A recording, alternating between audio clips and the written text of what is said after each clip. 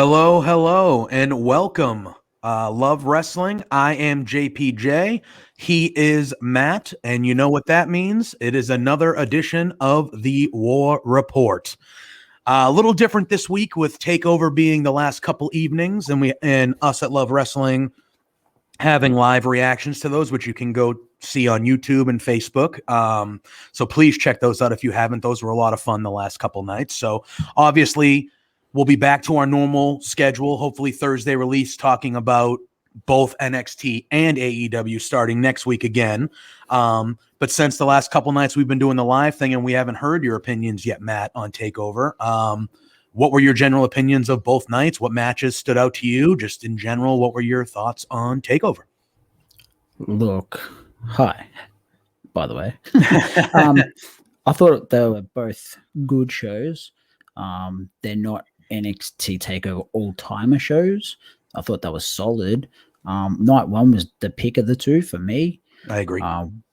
Walter and Ciampa stood out really good. I also agree. Dunn and Kushida, I think, left something on the table, and I think they did that for a reason. And if that's the case, then I'm happy with that. Wasn't necessarily overly excited about the result because, as I said last week, as we said in our prediction video, I don't know where Kushida goes if he loses. Yeah. Night two was decent. Balor and Cross was better than I ever expected it to be. I thought they told a really good story. The main event, while it was good, was just overly long for me. It sort of dragged. I like long matches because I'm a New Japan fan. But yeah, the nature of the match, for me, it just dragged a little bit. Maybe 8 to 10 minutes off, I think, would have been primo for the story they were telling and whatever. And I think Kyle O'Reilly pinning Cole sort of didn't sit with me. I'd prefer the martial arts background to come in and maybe get a ref stoppage because he's unconscious type yeah, thing. something like that. Yeah. Maybe a better fit for his style. But all in all, very, very, very good show. And yet again, WrestleMania has a lot to stack up against. Yeah, and I feel like, it's been a running tradition ever since they started doing these takeovers, the night before, obviously this year being a little different. There wasn't one at Mania weekend last year for obvious reasons. But I feel like that's a running tradition is, whenever there's a takeover, whether it's the night before or the same week as the WWE main roster pay-per-view, they have a lot to live up to. NXT usually sets the tone, and we were discussing it the last couple nights. There's a certain expectation that has been set by takeovers because of how good takeovers usually are, and they usually always meet or go over that expectation. It's never really a disappointment. So definitely, and I think WrestleMania, I think both nights are going to be fun. The build has been but I'm very super excited for WrestleMania. But they do have they got to step up to the plate and try to compete with that because the last two nights were very, very good. Yeah, with Mania, I'm just excited about the simple things like a custom set again. Yeah, that's fans. a highlight for me. Fans, real reaction. I'm just looking forward to those simple things, but it'll be a good show. Yeah. One thing I want to touch on before we dive into AEW, the general agreement of the last couple nights from the people that we've been talking to on the live reactions were they kind of put some new stars at the forefront of NXT the last couple nights. Like, they've been building these people for a little bit, but like, I thought last night was a star-making performance for Bronson Reed. Even though he lost, I thought that was easily the best we've seen him. And even in that loss, they elevated him to a different level. MSK obviously finally winning the tag titles. They're the new stars of the tag division, and they've been building them since they've been here. And then obviously with Raquel winning as well. Like, you have those Kyle O'Reillys. We'll see what happens with Adam Cole, but you have Gargano, Ciampa, you have those guys that have been there for a while that are established. And then they also put these handful of new people in those, so we get the fresh new set of people to keep our eyes on as well. So I thought, while the shows weren't perfect, they were very, very good. And I thought they did a really good job at kind of, as Triple H said on the media call after, Tuesday starts that next new era of NXT. And I think they did a good job of putting some new faces at the front of that next new era. You know what I mean? Yeah, they did what any sort of good TV show does at the end of a season. They put a stamp on the things that they need to put a stamp on. And yeah, with the move to Tuesday nights as of next week, yeah, it's a good. They had 2 new world champions in Raquel and Cross moving forward. Whether that means people, as you said, like Cole and Balor, whether they go to the main roster, who knows? It'll be what it'll be. But Reed definitely showed up and showed out over both nights. I thought his performance on night 1 was Very equally good as impressive. Well. Oh yeah. He was a surprise winner for me, I'll admit. But with the way he showed up again on night 2 and backed it up against, it's hard to have a bad match with Johnny, but it is. I thought he a man of his size moving the way he does, it's just impressive. Yeah, it can't be anything but. Yeah, and we were talking about it with Mighty Joe last night, who joined me for the post show, and the one thing that got me, and I mentioned it a lot last night, was he does remind me of Bam Bam Bigelow, like a big guy like that is that agile and quick. He's quick for a guy his size too. Yep. And they mentioned it multiple times. Vic Joseph mentioned how Bam Bam was an influence to him, and he kind of did the moonsault that Bam Bam did. I mean, he ended up missing it, which caused the end of the match, but he did the moonsault. He did the cartwheel. So it's very cool to see a guy that size be that quick and agile, because it's, I feel like a lot of big guys we see nowadays do have that added agility. There's, but I think it's cool that they referenced, a guy that when I first started watching wrestling was a prominent guy back in the day, So that part of it I thought was cool when you're talking about Bronson Reed as well. Yeah, and I'm biased. Obviously, he's an Australian, so yeah, I have to say he's good, don't I? No, really. But no, he was definitely impressive. Even Indy in her match, she held her own, if not exceeded. Yeah, probably maybe what I knew she was capable of. In the tag match, didn't appeal to me overly, but the Indy definitely had a coming out party too. So whether that leads to a singles run for her later on or not, I don't know. But with Raquel at the helm of the women's division, it's definitely a breath of fresh air. Like Shirai was good as champ, but she was getting a little bit stale. Over 300 days will do that. But yeah, it's interesting to see where they go from here, especially with the move to Tuesdays. Oh yeah, and I think at least with the very first show that we're going to see next Tuesday, it's going to be a big time show. That's the first night where all eyes are on them. There's no other shows, no other real competition to watch. Yeah. So, I think they're going to go all out, and it's not going to be a takeover, but we're going to get a supersized NXT Tuesday debut next week as well. Yeah, it's going to be balls to the wall, that's for sure. And absolutely, you know what? Maybe one of those a month is good for the brand. Who knows? I would agree. So we'll see how it goes. Yeah. All right. So let's dive into Dynamite. We started off the show before the intro video. They show Inner Circle arriving. They're all in their special vehicles, on the football field, and they got guys flanking them on bikes and stuff like that. Kind of very over the top entrance, but it's the first time we've seen them as a group in a couple weeks since the beatdown. So I thought it was fitting. And then we dive right into the intro video, and then we got a match right off the bat. It was Hangman Adam Page going against Max Caster. Max Caster doing the bit where he's rapping his way to the ring. He's very clever with his raps. I like the presentation of the Acclaimed. I do. I know Bowens is a little hurt right now, so it's Ben Caster by himself in the ring at least. But I'm glad Bowens is now back on TV, because I know he wasn't for a little bit, and it was really just Caster. But it started off hot. They got in the ring, and, Hangman took out Bowens when he was trying to do his little hype up, and they started fast and furious. I thought, the match was fine. It was a good match. I just like how they're consistently – Hangman did get the win. I just really enjoy how they're consistently getting Hangman wins. Like, he's not missing a beat. He's won 11 in a row or something like that. Like, they're making him look like a guy who eventually is going to be going for the AEW title again, and that's how you build someone. It's not just randomly beating the champion one week and then, he's the number one contender. It's no, this guy's been on TV almost every week for the majority of the last year, and he's won almost all his matches. That's how you build somebody. What were your opinions on this match and just Hangman's presentation and just everything in general? Look, the match was solid. I enjoyed the match. Yeah. Max Caster needed that step up.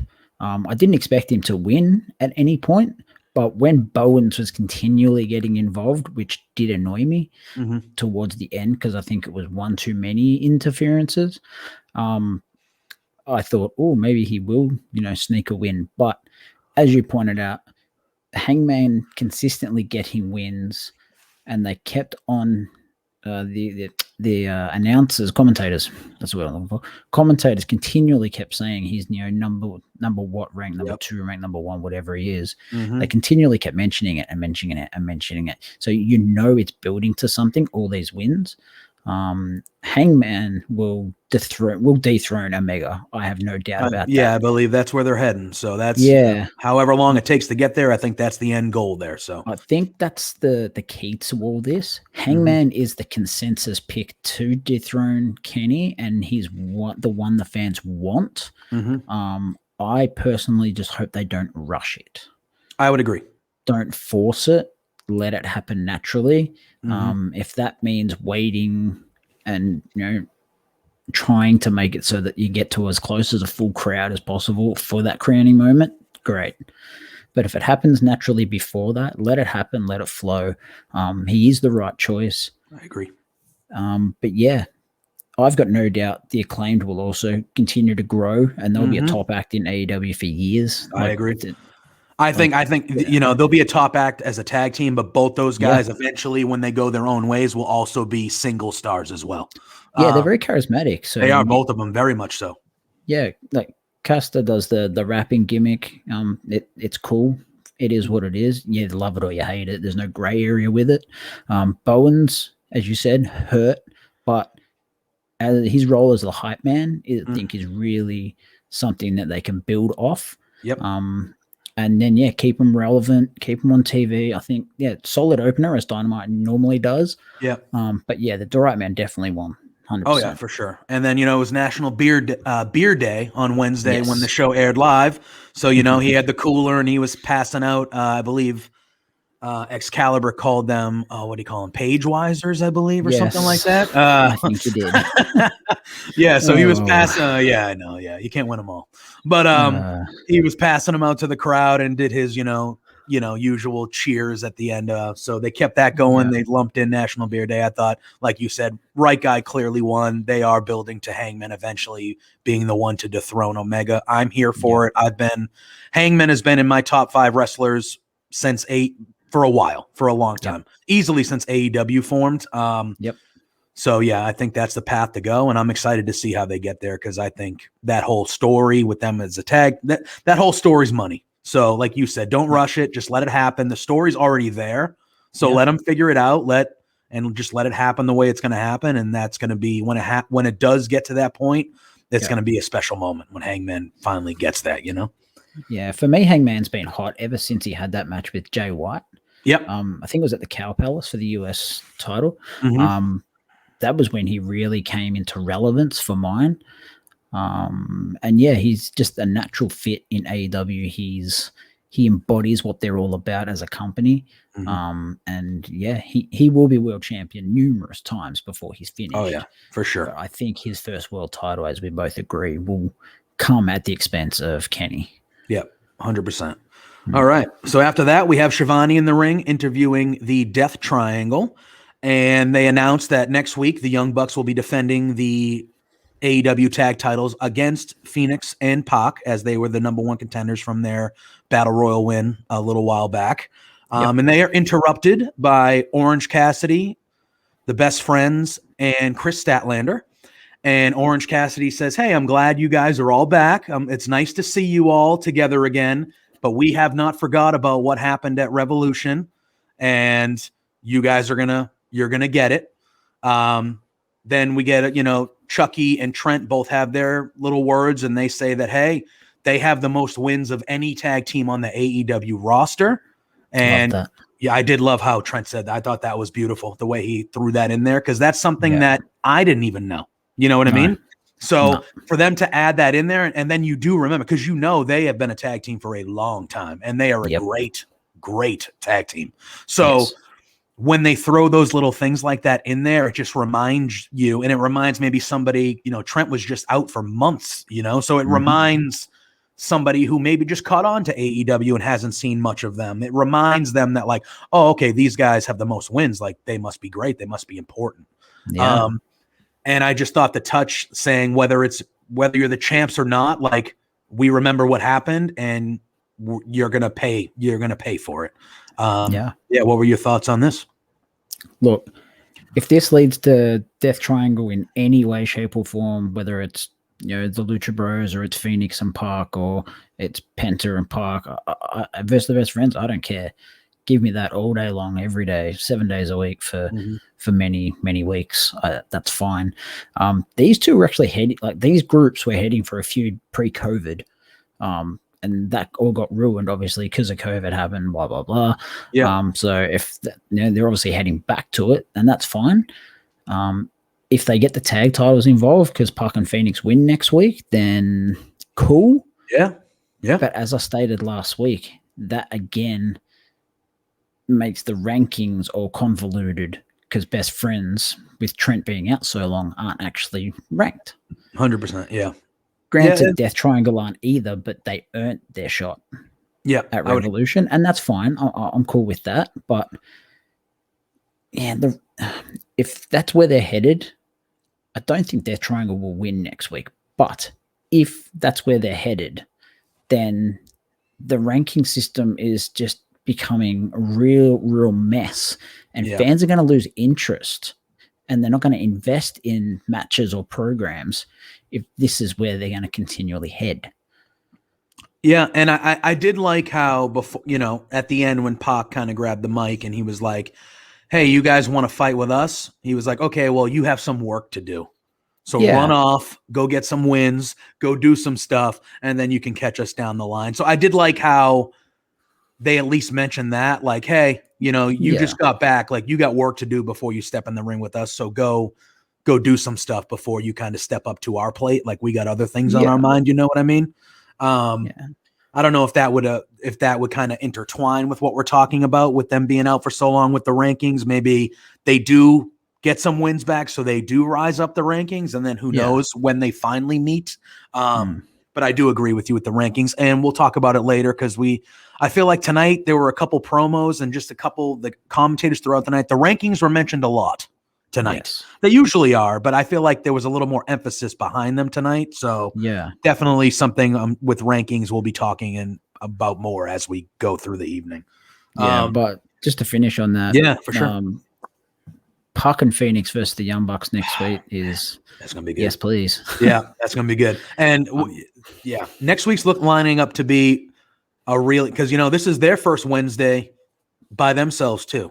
So I think they're lining themselves up for a massive show next Wednesday too. So I think it's as far as week one goes next week. I think we're going to be in line for some fun Tuesday and Wednesday nights now because they're, if they go balls to the wall, whether it's once a month like maybe you said earlier, or it's just every week. They're like, hey, we're the only game in town these nights, so let's just give them what they want, type of thing. Like the only one we're all going to reap the benefit. I just hope neither brand falls into the trap that Vince fell into many, many years ago of we're the only game in town.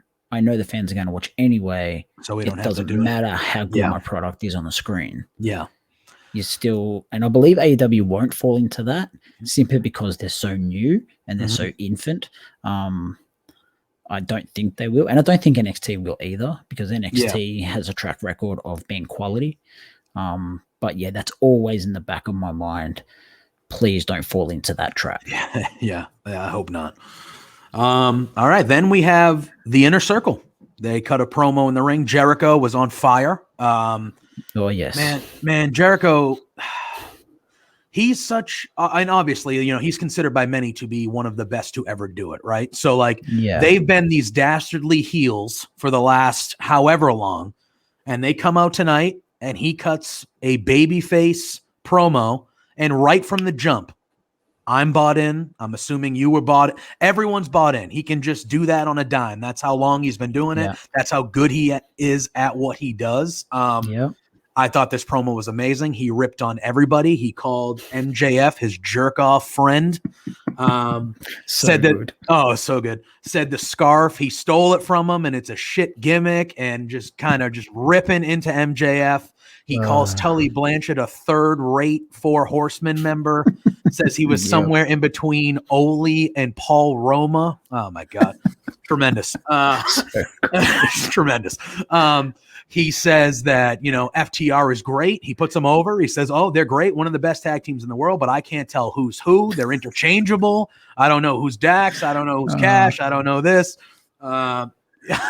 He calls, Wardlow basically a big dumb idiot. Says he needs to get completely naked to count to 21, and all these things that he was throwing in there. They were just so. Oh man, I was laughing my ass off watching the whole thing. I was just like, man, this is just so good, just so good. Wow. He says that this was another good one. He says he only knows Sean Spears from when he called him when he got fired from the Fed.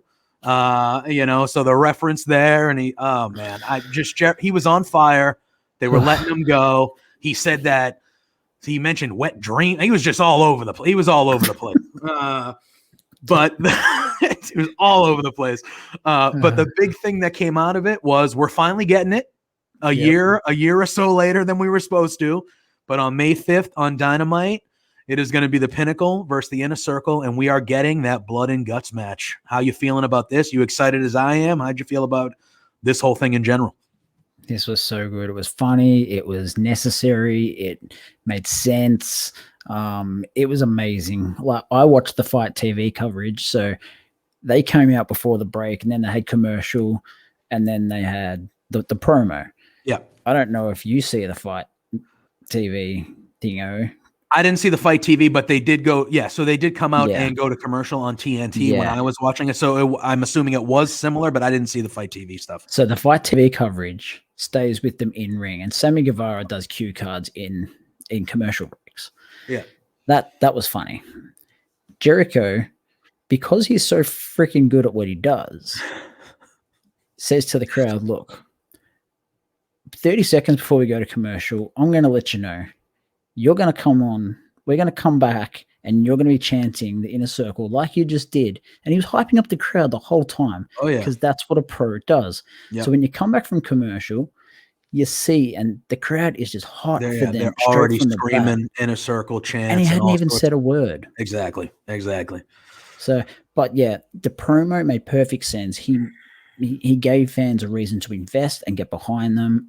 And, he apologized. Yes, that was the thing. Yes. Them being assholes this whole time. He apologized for that. I laughed. I had to laugh when he vowed to destroy the pineapple. Yeah. Sorry, the Pinnacle. Yeah, not the pineapple. It's all right. That I laughed so damn hard. Oh man, it was tremendous. I just thought he was on. Oh man, it was so funny, and it had, because they've been those heels for a while. It had been a while since you've seen this type of Jericho. Obviously he still layers in funny stuff even when he's a heel, but it just comes off different. So when he's this baby face, smart ass, but in a good guy babyface way, it's just, and he's always been great at it. Oh man, it was just fantastic. I thought from the whole thing. I'm glad that they finally pulled the trigger on Blood and Guts. I think this is the right two factions to do it with. Is it potentially a touch early in the rivalry? Maybe, but you don't want to run the risk of overstaying your welcome and the fans being bored or disinterested by the time you choose to do it. So they've announced it. It's in a month. You got 3 or 4 solid weeks. You can throw in a whole bunch of single matches throughout, which they're starting to do next week with Jericho and Cash, I think it is.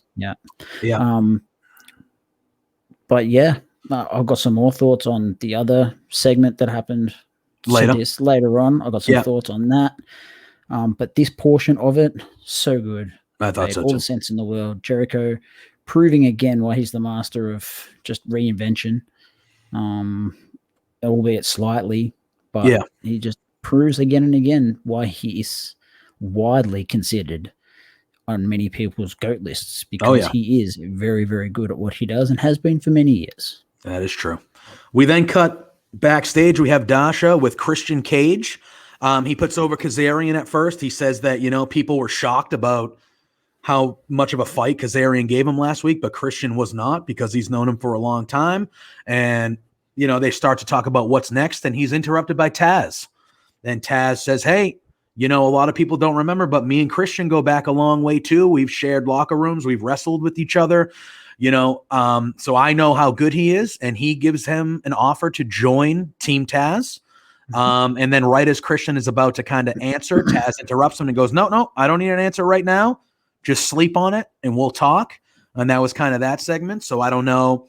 It's assuming that his next, in ring or whatever will be somewhat involved with Team Taz, which I'm okay with. That's a lot of, I would love to see Christian versus Ricky Starks in a match.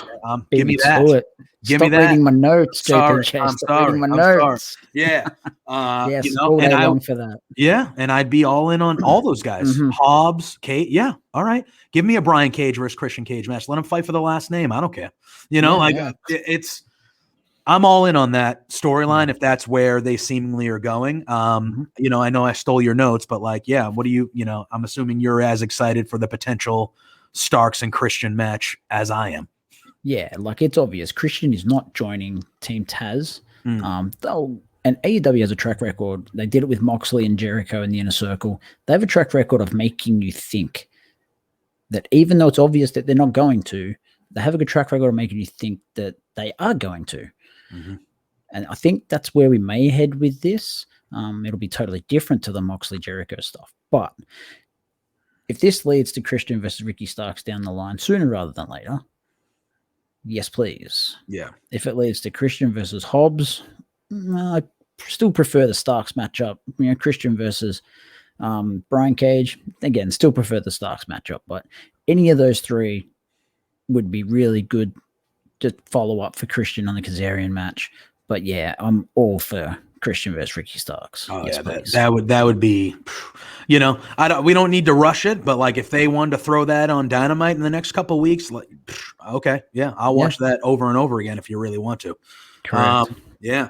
So then we had our booked as our Godzilla versus King Kong tag match between the Jurassic Express and Bear Country.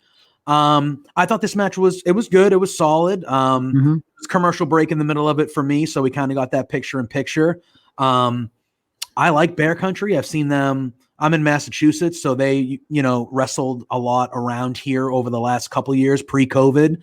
So I've seen them on kind of the indie circuits around here. They're two big guys who can go. I like how they've, and they mentioned I've said it here before, I don't watch Dark every week. I've watched Elevation, but not live every week. So seeing them more on Dynamite on the main show is good because I feel like that's where the majority of AEW fans are going to see them. So I did like how they had mentioned that they were already in the top 4 of the tag rankings, even though they were so new to the company. They've been presented very well. I love the masks they wear when they come to the ring. I think it's a cool, aesthetic. And, they controlled much of the match early throughout the commercial break, and then you got your Luchasaurus hot tag, which he is great with the hot tags. There was that one move, the running senton, where one of the Bear Country guys had the other guy on his back, and he kind of ran over and flipped both of them onto, I believe it was Jungle Boy in the corner. I think so. I think so. No, it was, I thought that was a very cool move. Those are big guys, so that looked brutal.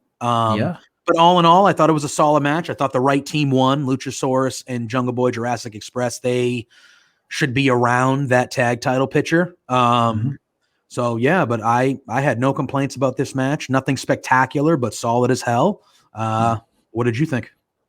Yeah, the build-up and the promo for it was a little gimmicky, but it's, as you said, Bear Country is basically a tag team of Bronson Reeds. Yeah. Big, hulking guys who are quick and can do things that normal big men just can't do.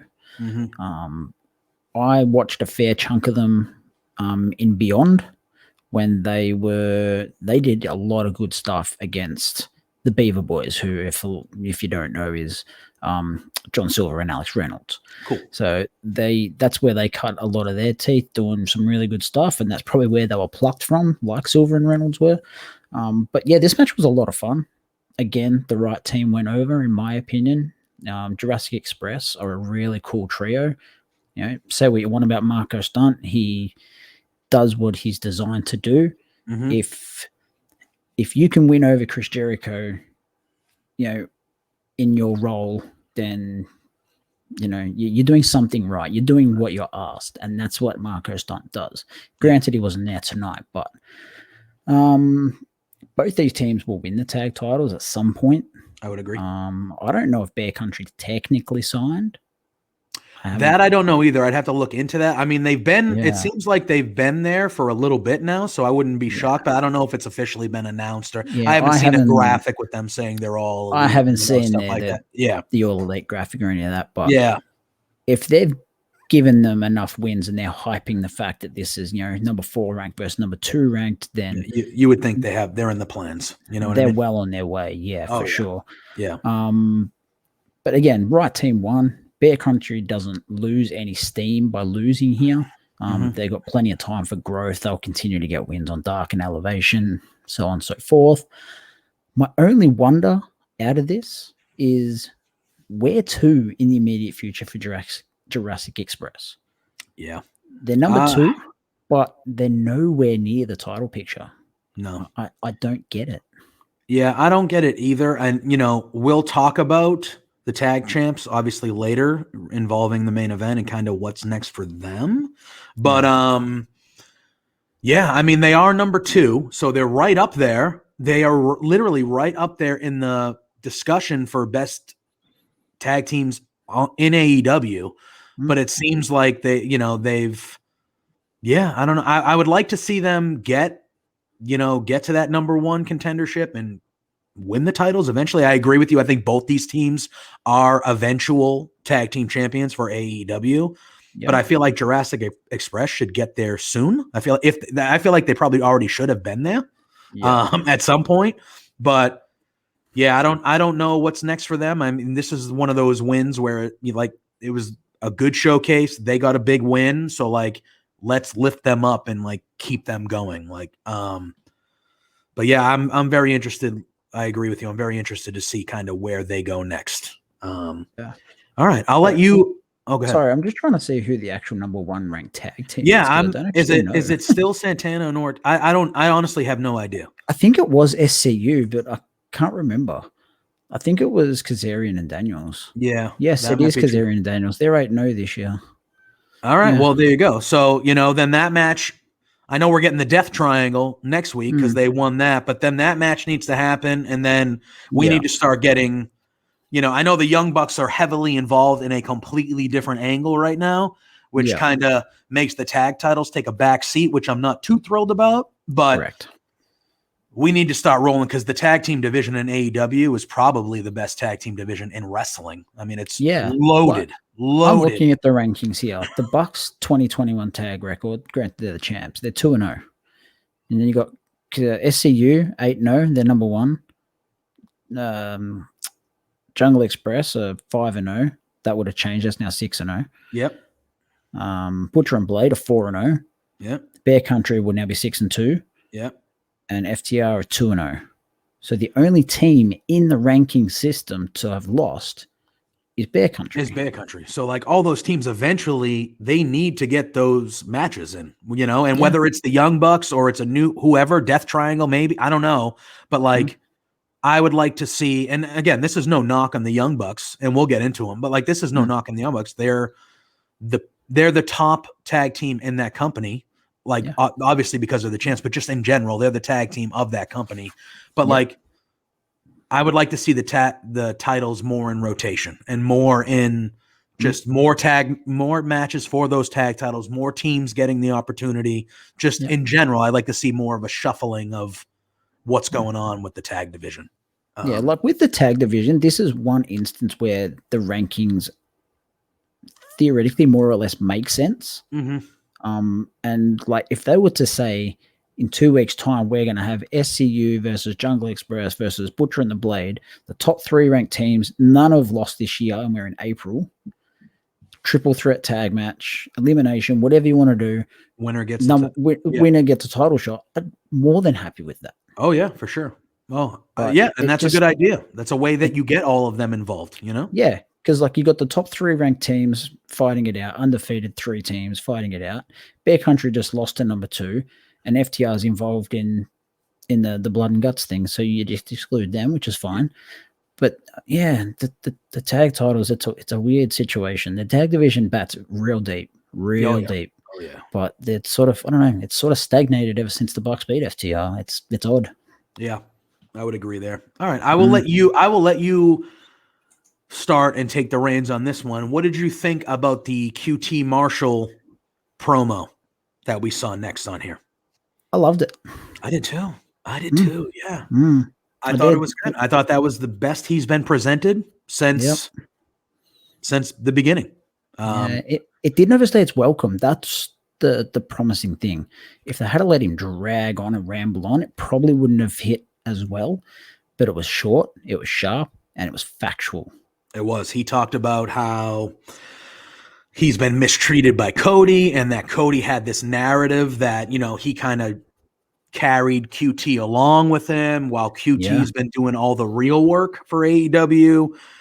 He did some digs talking about the time he wore a face that had to wear the Stardust face paint. He talked about that. What was the exact thing he said? That even though he was known as Dusty's kid, Cody knew that he wouldn't amount to shit. I thought that was a good one. And then he said, and while you surrounded I'm going to forget the term, but he said, while you, was it vanilla midgets? Is that what he used? Well, you went to the Indies and surrounded yourself with vanilla midgets. Yep. Yeah. He said he surrounded himself with real men. And then he talked about Solo. He talked about Anthony Ogogo. And I liked how Anthony Ogogo got a little speaking part, which we find out he's debuting on Dynamite next week. Yeah. You know, and I loved Ogogo saying, like, this is shitty America now, and you filthy Yanks are gonna find out why I'm considered, you know, a hero and a real deal in England where I'm from and stuff like that. I said he was royalty over there. Yeah, basically. Yeah, I thought, you know, it was a small snippet from him, but I thought it was good. I liked how they showed him kind of boxing and doing his thing over him talking. Yeah. And then QT finishes it. He says, this is my effing factory. And then you had Nick Comoroto throw the paint over the logo. I agree with you. I thought, you know, it was timed perfectly. I thought QT, I liked how he didn't get angry. He sat there. He was calm, cool, collected, just saying, like you said, facts, just true stuff about that. I thought it was very well done. Yeah, I really, really enjoyed that. And I'm excited for the 3 guys that are with him, because I think those are the guys that are actually going to get the real rub out of this those 3 guys. And and we talked about it last week, that Nick Comoroto, he looks like a guy right out of the 80s. Right out of the 80s. Late 80s, early 90s. Yeah. I'm excited for those 3 guys. I'm excited to see Ogogo in the ring next week and see what he's about. I did like how when he talked about Solo, he said he's not just somebody's girlfriend, somebody's boyfriend. I'm sorry. That was a nice little, you know, because most people probably only know him as being Bailey's boyfriend. I had no complaints. I really, really enjoyed this segment with them right there. We then cut to Tony Schiavone on the ramp once again. I thought I wrote in my notes, I said, you know, Schiavone said this never gets old. Yes, it does. Yeah, to me, and I can see you agree, to me, it is getting a little old. And this, my first line in my notes here, JPJ, the Sting and Tony Schiavone interviews are getting old fast. Yeah, mine says never gets old. Tony says, it is to me. That's what I wrote. Obviously not a knock at. Yeah, obviously not a knock at Sting. We all love Sting. He's one of the all-time greats, but it loses its luster when it's literally every week. Every week. I thought at least there was some substance to this one. There's been weeks this week, at least. Exactly. Like there's been weeks where they've introduced him, he's come out, and then literally he hasn't said a word because he got interrupted and then it's over. At least there was a little more, like you said, it made more sense. It was a little more back and forth. Sting is immediately interrupted by Jake Roberts. And then Lance Archer comes out and he kind of says what he's been saying the last few weeks, you know, you're not going to talk. This is my time. I'm sick of the start and stops. I fight for the title. Then I disappear. Then I come back and I get another, you know, couple weeks in the spotlight. Then I disappear and all this. And then Sting takes the mic from him and says, yeah, if you'd pipe down and let me speak, I agree with you. And Sting says, I agree with you. You are a main eventer. You are a murder hawk monster. And then he starts yelling at Jake, show him the way. You should be teaching him how so he doesn't disappear. And you can see in Archer's face that he's shocked that Sting is saying this. And Jake is kind of dumbfounded. Like they don't understand, like, oh, what? Like you're agreeing with what we're saying? And that's how it ended. Sting yelling at Jake saying, hey, like, get this guy under control and like show him how to be the star that I agree that he is. Not something you see every day in a promo. You know, everyone, I'm assuming they're still going to end up with the Sting and Murder Hawk match at some point. I mean, but maybe not now. You know, maybe it was just a I don't know. But what did you think about this as a totality? Yeah, look, when they announced or said, oh, it's another Sting and Tony interview, I was like, ugh. Yeah. Joy to the world. But the fact that Archer came out, I like Archer's promos. Yeah. For me, he doesn't need Jake anymore. I would agree. For someone, and again, I know he was in New Japan for a while and in other companies. For someone who's really the most extensive work of Archer I've seen has been on AEW. Yeah, he did some good stuff in TNA as Lance Hoyt, and that's fine. Yeah. But being in Japan, he never had to speak. Yeah. Him and Davey Boy Smith, they were just this tag team that beat up the young lions and spat water on the crowd. Yeah. And Minoru Suzuki did all the talking, but he can speak. His promos are always good. And I think that's the thing when it comes to me, right? So for someone like me who hadn't seen a ton of him until AEW, when they paired him up with Jake, I was like, okay, this is the rub of a legend. And then just in my brain, I'm like, oh, maybe he's just not a good promo, so Jake can still talk. That's what they're doing. But then over time, you see the promos with Lance Archer, and then like you said, you're like, oh, no, he can talk for himself. Yeah. So at what point does Jake do something else? Because I feel like I agree with you. I feel like he doesn't need Jake anymore. He can just prove his point with his own words and his own actions. You know, I think over time, Archer might tell Jake to piss off because we saw a little bit of that on this week's show. We saw Archer basically tell Jake to shut up. Yeah, I'm talking. Let me speak. Yeah. Whether that's a natural progression to them splitting, and then Jake goes off and finds someone to combat Archer. Cool. If that's the way they want to go, then I'm fine with that. Yep. But I agree. Archer should be a main eventer or at least a championship challenger / holder.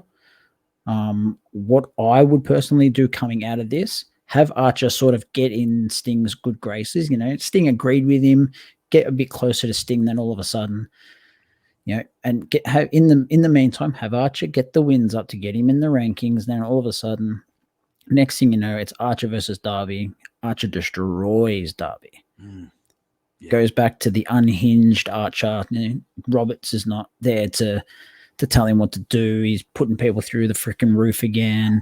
He's just this unhinged animal that's a champion. No one can get near him. That's what I think is a perfect spot for Lance. And then, you could eventually progress to him winning the world title because I think he's world title material. He's a big, athletic guy that can do the unusual things. But the fact that, you know, as he said, world title match disappeared, TNT title match disappeared. It just people lose interest and quick. I did like how he did reference that in the promo though. Like I you know, because that to me is AEW knowing the fans aren't stupid. Yes. You know what I mean? Like them mentioning that, like, oh yeah, we know that we start and stop this guy a few times, and we're going to make sure that he throws that in there and that he knows and he lets everyone know that he's not happy about it. Yeah, they don't insult your intelligence. That's it's refreshing. One thing that they've never done. Yeah, very refreshing. They've never done that. Yeah. where WWE has a tendency to. But AEW, for the most part, they try not to. And I agree. That's really good. Yeah. All right. Then we had the TNT title match. It was Darby Allin versus JD Drake. This was JD Drake's Dynamite debut. I know he has fought a little bit on Dark too. He reminds me of a very, again, old school wrestler, like not flashy, not, he's just in there, heavy chops, heavy strikes. He reminds me of a guy that would have fit in again in the 80s, early 90s, just that bruiser type. I've seen him locally in Massachusetts as well on the indie scene. He's very good. I've seen some very good matches out of him. I think I thought this match was solid. Again, I thought all the in-ring work we saw tonight was pretty solid. I agree. But I thought this match was good. Nick Nemeth and not Nick. Ryan Nemeth. I'm sorry. Nemeth and Benoni. I said Nick Nemeth. When did Dolph show up? Yeah, I know, right? Jesus. Nemeth and Benoni were at ringside with Drake. A little bit of distractions to Darby towards the beginning of the match, and then Sting kind of shows up and runs them off. At least he runs Nemeth off. Darby has, he did. Darby has one of the best topes, at least for my liking. It's just so violent looking through the bottom rope. He's so fast. Darby wrestles recklessly, which works for him. Very violent, reckless style. I thought just on that. Sorry to cut you off. Just on that. Can we sit Shotzi Blackheart down for a lesson on this? We obviously talked about it last night. Yes, I said the same thing. I said I understand she wrestles recklessly. That's her gimmick. That's her shtick. Yes. She's almost killed herself like 3 times. Yes, but literally. This is a prime example of it can be done. Yes, 100%. Safely. Yes. Shotzi has had some scary moments. But I agree with you 100%. But I think Darby is the perfect example of how to wrestle that way, but do it to the point where you're not putting yourself in harm's way at all. You know what I mean? Or your opponent, Yeah, or your opponent, true. I thought the cannonball on the Tree of Woe by Drake, when they had Dark, I thought that was awesome. I thought the near fall there was awesome as well.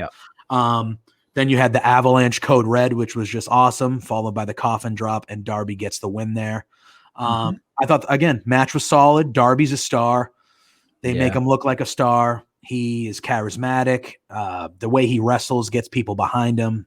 And then, there was a little bit of pandemonium, as they say, after the match. Darby's walking to the back. He gets attacked by the Butcher and the Blade and Matt Hardy's crew.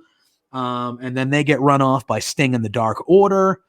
So that kind of set up, maybe some things in the future. I know they've been kind of intermingling with each other, the two groups, the last couple of weeks. So, well, they announced Hardy versus Allen for next week. They did, for the TNT title. I believe it's Falls Count Anywhere as well. So that should add some elements of Dark Order getting involved, Hardy's crew getting involved, some crazy stuff. I expect Darby to do some crazy shit in that match. So I thought that was pretty good. Then we come back from commercial, and that's when we see the second Inner Circle section of the evening with the Pinnacle.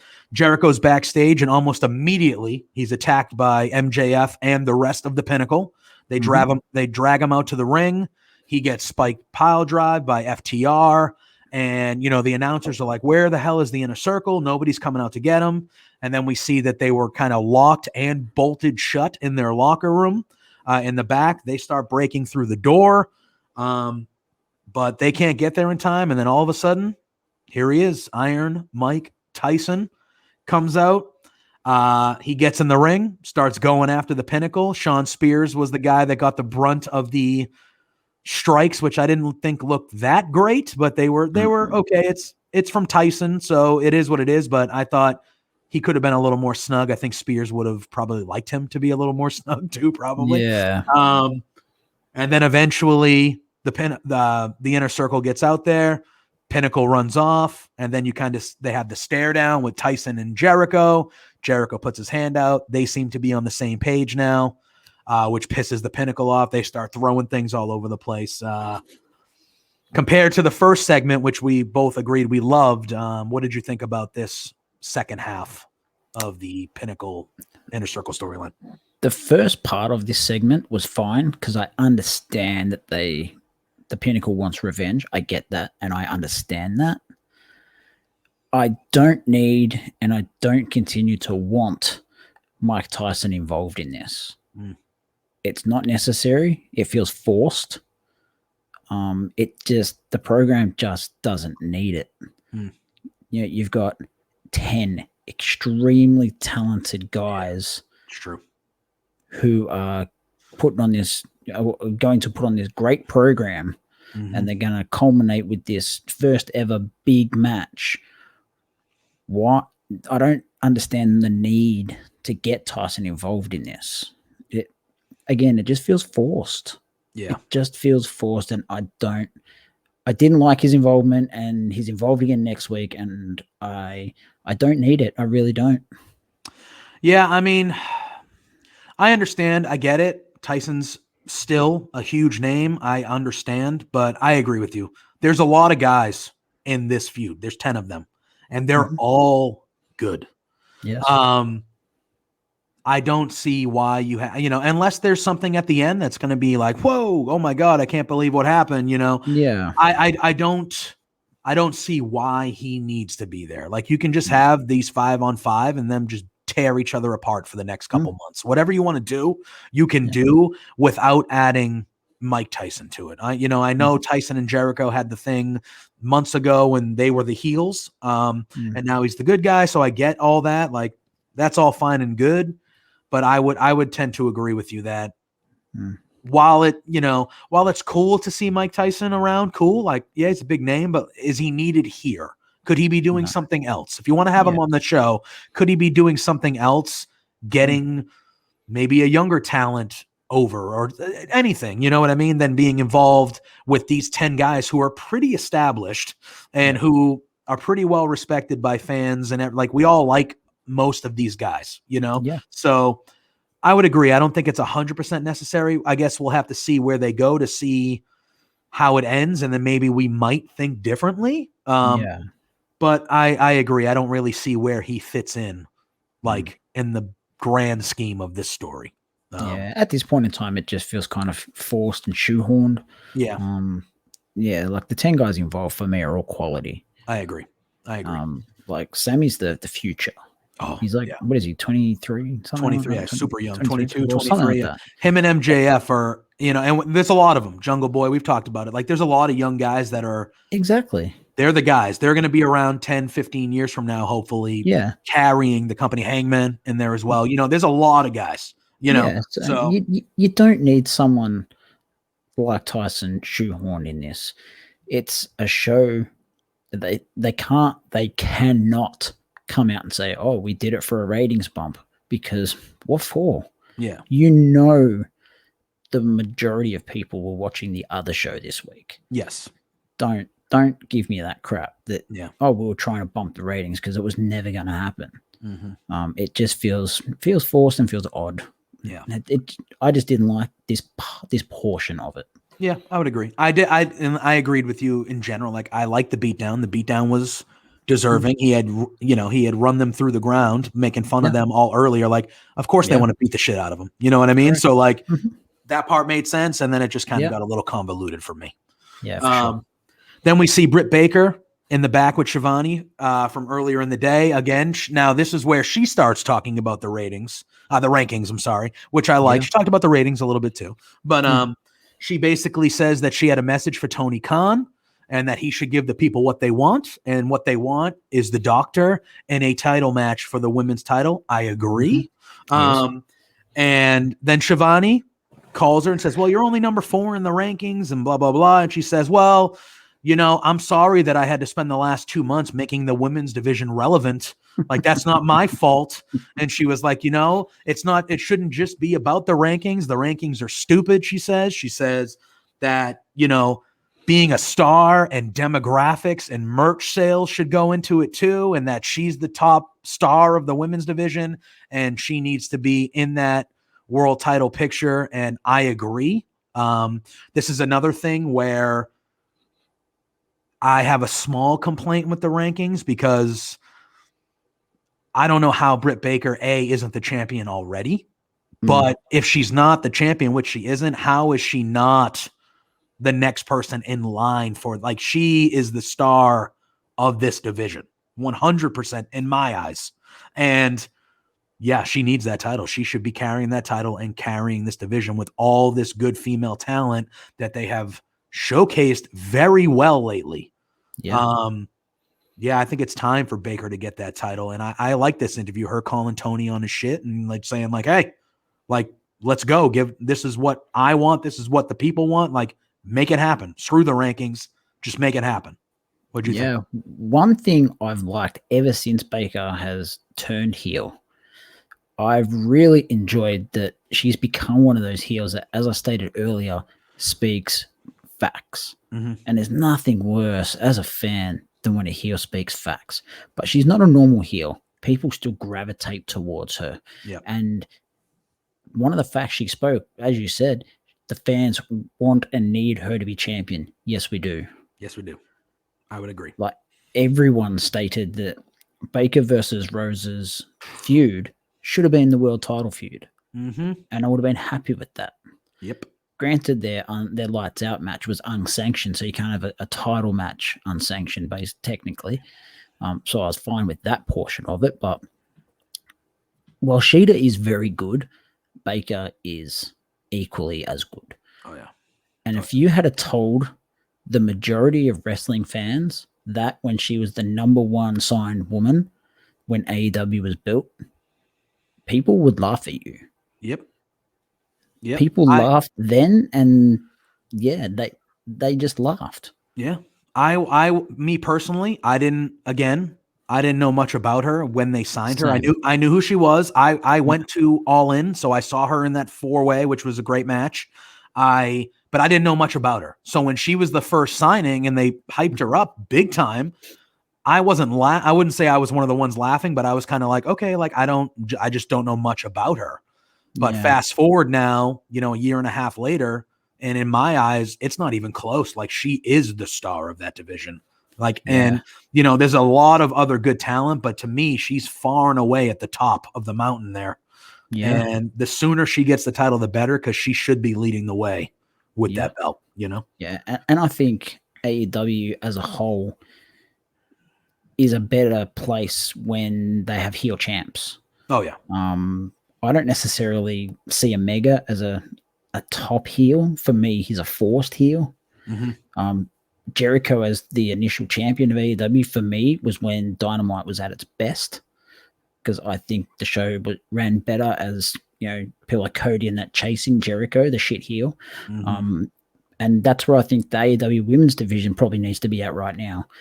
Baker would be that shit heel. Yeah. Similar to Triple H in the 2000s in WWF, same deal. Yep.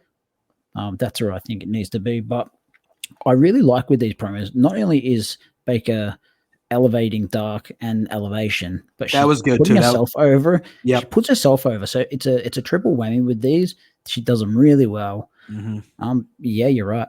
The sooner the better that she gets the title. 100%. Then we went into a ladies matchup. We had the Bunny going one-on-one with Ty Conti, who was joined by Matt Hardy and crew. Conti was joined by Dark Order. -1 was there. I thought this match was good. There was a commercial break in the middle of it for me, so I didn't, the picture-in-picture you focus on, but it's hard sometimes to pay attention to every little thing that's going on there. But Bunny controlled early as they went to the break. When we came back from the break, Conti started taking control. I thought her kind of like over-the-top judo Irish whips, I think, are awesome. They look fast and violent. She also had it looked like she was setting her up for a judo throw and then turned it into a backbreaker, which I thought was very cool.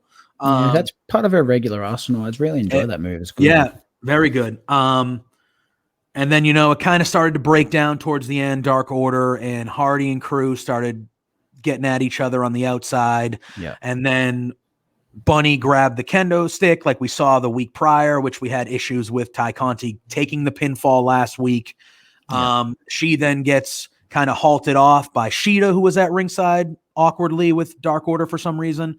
And that part I didn't get. I understand that Conti's the number one contender, but it just seemed odd that Sheeta was there as well. And then she hits the DD tie, and she gets her big win back. I enjoy that she got her win back. I don't think we were in agreement that we didn't like her losing last week. No, so I'm glad she got the win back. And she's still the number one contender. So that's the next match we're going to see. I'm all for it. I wouldn't mind Conti maybe taking the title from Sheeta. I think, yeah, it depends. I know Conti's, the build has been through Elevation and Dark as well, but it's kind of newer to the Dynamite audience. But I'm all for new blood, new stars, and like Conti, at least the matches we've seen the last 3 weeks, she's good and she's getting better every week, it seems. So, yeah. What'd you think about this match and just, the direction they're going here?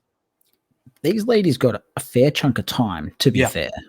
Considering the slot they were in, this is normally the death slot for the women on AEW, but they actually got a chunk of time, and I actually really enjoyed the match. The end of it, where it broke down, was sort of a bit again. I didn't need that for the second week in a row. Bunny or Ali, whatever you want to call her, she showed why AEW sought her out and why she is a former Impact Women's Champion. Because this was a really good showcase for her. And equally, Conti showed how far she's progressed and continues to progress since she's come over. She is leaps and bounds ahead of where I ever thought she would be. Oh, yeah. I remember seeing her on NXT, and it was like, it doesn't even look like the same person when you watch her now. You know what I mean? On NXT, she fell into the Aaliyah category for me. I was like, okay, she's been there for a while, but she hasn't really done anything. But I don't know. Some people progress differently in different environments. The performance center, just training environment probably wasn't her way of learning, where things like Dark, you're still taping the show and still having actual matches is maybe a better way for her to progress. And it seems that is the case, and which is fine because she's become a real integral part of this division. I see Ty, a big player moving forward, and a Jay when she comes back is going to be a big player moving forward. Baker, obviously. If they don't sign Rosa, that is the biggest stuff up that they've ever made. Not only because of what she brings in ring, but the amount of talent she has coming through the doors at not only Dog Pound Dojo, but also out of Mission Pro. That we see on Dark regularly, the Jasmine Allures, the Maddie Rankowskis, the Vert Vixens, so on and so forth. That will help enhance and build that division moving forward. And I think that's necessary to their success moving forward because they've showed the women's division really well over the last couple of months. But yeah, I wouldn't be angry if Conti took the title off Sheeta. And Britt beat her for a double or nothing. I wouldn't hate that at all.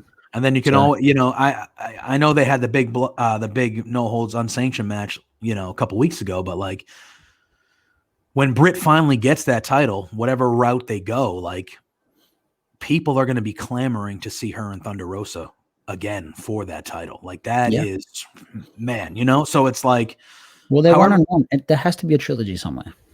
100%. And if it's for the title, even better. It just adds more to the story that they've already told pretty brilliantly. Then we get some, I know we've talked a lot about it, but we got some promotions for next week. We talked about Allen and Hardy, Young Bucks and Pac and Phoenix, the Agogo debut. One match that they added, we are going to see a one-on-one match, but with Red Velvet and Jade Cargill, which I'm looking forward to. Red Velvet cut a little promo. She said, if Jade Cargill swears that she's that bitch, then next week she better prove it. And, because Red Velvet's out there to prove that she's not. I thought it was it was quick, it was sweet, but I like both these girls, Red Velvet and Cargill. We've talked about it. Cargill looks like a huge star. But I'm excited to see the one-on-one with them too. I think that should be hopefully a good showcase for both of them. Yeah, I just fear for 50-50 booking in this. I think, I think this is one of those things where Cargill just needs to win, and she needs to win and kind of go up where she needs to go, and then Red Velvet can build herself back up. Yeah, through for sure. other things, Mhm. Yeah. And so then we get the main event of the evening. It Mhm. was Kenny Omega and the Good Brothers going Yep. up against Moxley and the Young Bucks. I thought this match was as good as you would expect from these 6 guys. Nick Jackson, when he gets that hot tag or he's doing one of his fast-paced sequences, there are a few better. The stuff that he Mhm. does, that guy, if they ever decided to do single stuff, that guy could be a future AEW World Champion too. I love Matt a lot, but I think from an in-ring perspective, Nick is he's one of the tops in the company, and he could be a single star if they ever went that route. Yep. Yeah, he's fantastic. I thought we see it every match from them, but I thought some of the sequences he was doing tonight were just awesome. Yep. The real story of the match kind of unfolded towards the end. Mhm. The Young Bucks had a chance to hit the BTE trigger a few times on Omega, and they were hesitant, looking at each other like, this guy's still our friend, like we still care about him, which infuriated Moxley. He was yelling and screaming from the thing, and then he kind of violently tags himself in, and he gets in and he hits multiple paradigm shifts on Omega, starts to Yep. choke him out. The Bucks are trying to stop him, like, hey, calm down, calm down. Mox is being Mox, and F you, I'm not, nope. And then they super kick Moxley. And Yep. then you see Eddie Kingston kind of limping his way down. He gets attacked by the Good Brothers. They hit a magic killer on the ramp to Kingston. Then they Yep. get in the ring after Moxley's been taken out by the Bucks. They hit a magic killer on Moxley.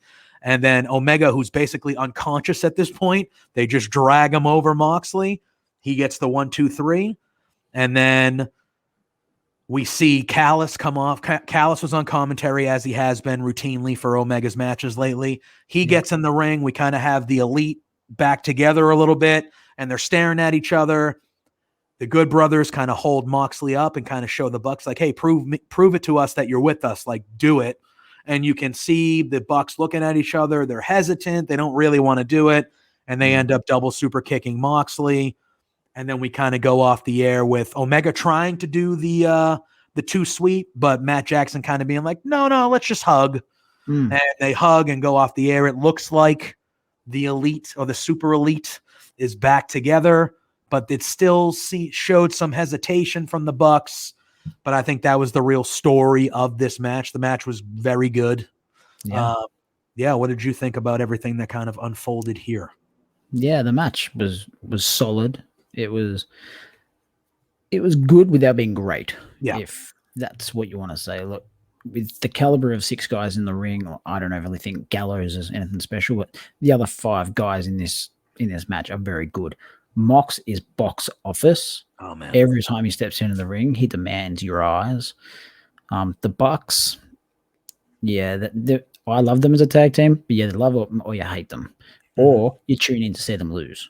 Yep. It's one or the other. Carl Anderson is supremely underrated. Oh, very good. Very good. He has been and could be again a single star. Yep. If they choose to go that route. But as you said, the aftermatch was what this was all about. I still don't know where they're headed with this, and that's what's keeping me interested. Yeah. There are numerous routes they could go. It all depends on what route they choose to go. What I would personally like to see is Kenny and the Bucks as the Elite, dismissing the Good Brothers. Yep. Piss off back to Impact, bugger off, and then have those 3 on TV ruling the roost for a while, and wherever they progress from there, that it is what it is. Yeah. One thing that still concerns me is Double or Nothing is in May. We're in April. Yeah. We have no idea, or we're no closer to knowing what the world title match or even world title picture looks like. Yeah. That is a concern. Yeah, because it seems like to me that the last match that Omega and Moxley had should have been the finality of that feud, right? But due to the dudness. Yes, but due to the dudness, which we had mentioned last week or the week before, due to the dudness of what happened, They've prolonged it, which I'm not against. I mean, like Moxley is special, and he's just ever since you can tell that he's just really loving what he's doing now. And I don't know if you've seen the Bloodsport match that he had yesterday or anything like that. Yeah, he's become. I think a lot of people knew he had it in him, but he's become that special. Like he's must see no matter where he is. You know what I mean? Funny. He's become everything he told people he could be when he was in WWE, and they're like, yeah, exactly. Yeah, okay, whatever. You're bringing hot dog carts down here. What the hell are you talking about? But now he is. Oh yeah. But I agree with you. And Omega's fighting for the Impact Championship at their pay-per-view too. So, and a lot of people think that Omega's going to win that. So, I don't know who's that next guy that fights him, especially now, unless they run it back one last time and they do Omega and Moxley again. But I don't know if they're going to do that. From what I got tonight, I'm hoping that it leads to Kingston and Omega. That's what I want at double or nothing. I want Omega. I want the Young Bucks defending those titles against Kingston and Moxley. That's what I would like. Again, this throws the rankings into it because obviously they're not ranked. So I don't know. Maybe I wouldn't like the tag titles still on the Bucks if they just do like a street fight or something not involving the titles. Yeah. But that's the direction I see it going now because the Bucks made their decision tonight to take out Moxley. And I'm all for that. We've said it before numerous times, like Moxley and Kingston with the tag titles is something I'm very much behind. Yeah. But yeah, I would agree with you. I don't know who that next person is. We both have said it's going to be Hangman eventually, we think, but not now. Not now. You got to get to there still, So like, who is that guy that steps up to the plate in 6 weeks and Labor Day weekend or whatever it is? Whenever they do that double or nothing show, who is that guy? I honestly don't know either. From the, and again, they are infant, they are newer, but they have a track record in their infancy that I believe they'll get somewhere and it will be enjoyable wherever they go. But I can't even guess somebody who it would be. Look at Double or Nothing last year. Brody Lee came out of nowhere. Yeah. And he had, that was him and Moxley, right? Yeah. He came out of nowhere. He stole the belt and took it, and had it until the match. Moxley only got it back when he won. And that was a good match. Oh, that was a very good match. Yeah. They had Brody Lee pick up wins along the way. They made it so that by the time match came, he was ranked number 1. So that made it make sense. So yeah, you're right. They've shown a track record of doing these things. But I honestly don't see who they could pick to put in that position. Yeah, I don't either. I really don't know. Everyone's sort of involved in something or... Yeah, and I think that's the thing that sticks out to me too, is like, even if you try to think of like, you're like, oh, maybe it's Lance Archer. Maybe it's this. Maybe it's that. Maybe it's whoever. Yeah. Omega is so involved in this storyline with Moxley and the Bucks and the Elite and all this that like, are you going to, I don't know how you intertwine somebody new or fresh into this storyline that has been so involved with these guys. You know what I mean? Yeah. So I don't know. The only thing I can think of is, just for a minute, throw the rankings out the window, bugger off, whatever. You have Kingston and Mox go against the Bucks. Tag titles, non-title, whatever. Is there someone that Kingston and Mox can it sort of bring in? Yeah, sort of like traveled with on the road or had in their little clique when they were on the indies that could potentially come in, maybe and lose to Omega? I don't know.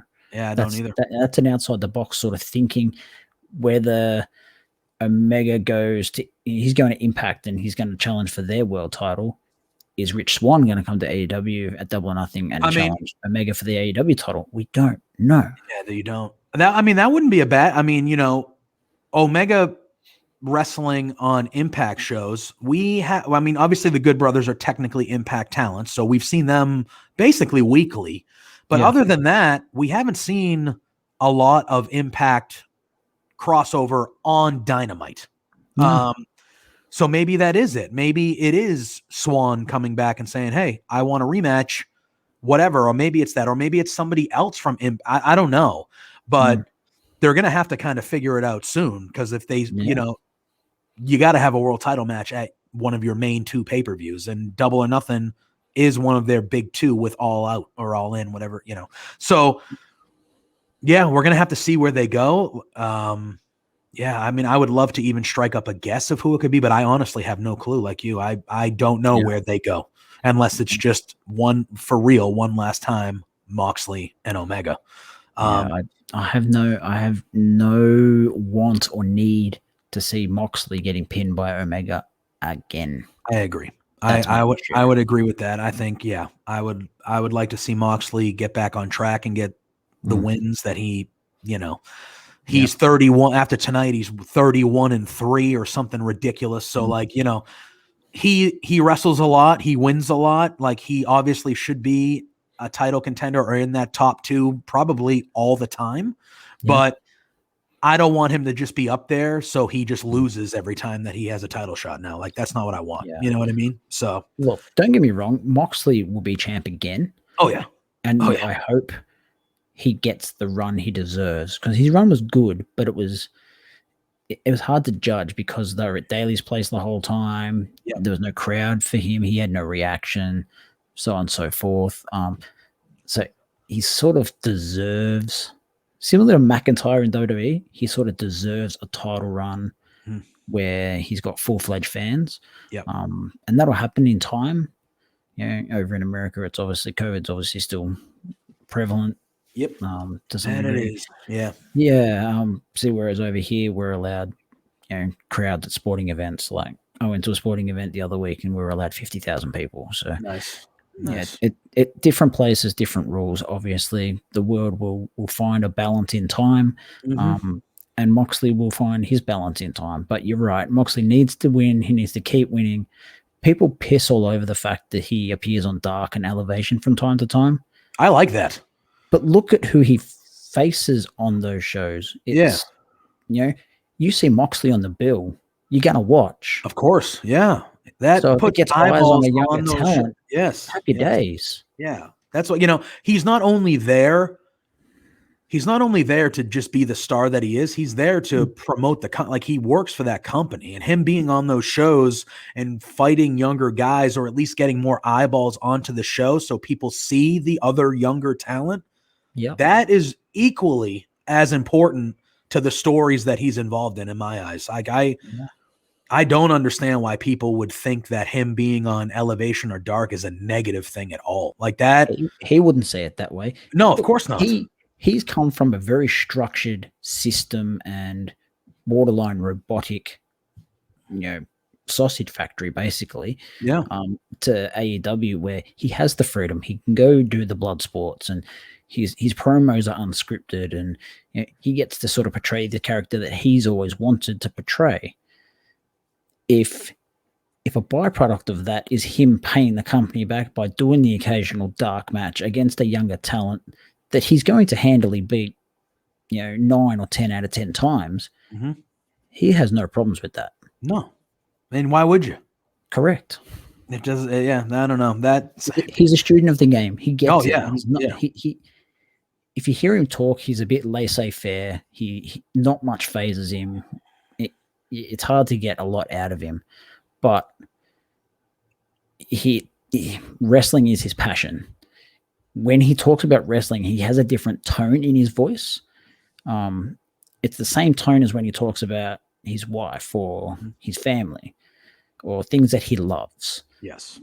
He has this tone where he's passionate, and if you disrupt or hurt any of those things, he will do some gnarly shit. Oh yeah.